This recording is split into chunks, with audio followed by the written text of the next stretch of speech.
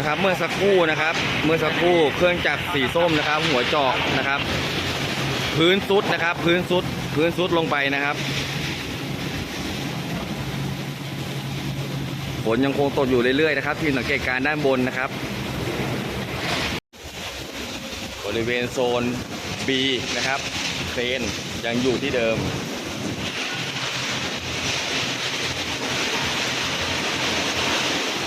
ตอนนี้กำลังจะเคลียร์ทางเพื่อนำหัวเจาะสีส้มขึ้นนะครับข้างล่างน่าจะเป็นโรงจอดรถโพงใหญ่